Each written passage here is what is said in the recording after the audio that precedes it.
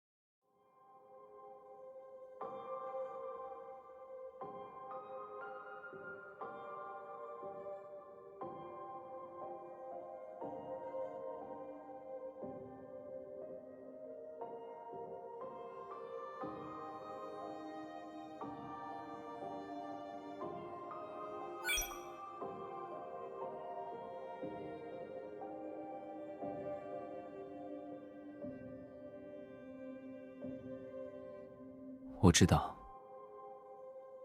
其实我已经发现了他在为我准备生日的事，内心的期待也比以往更深。毕竟这是订婚以来我的第一个生日，各种意义都不同。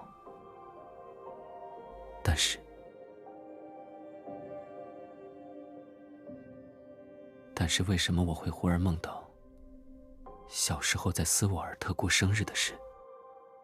这个情况自从我开始系统学习心理学后几乎不曾出现。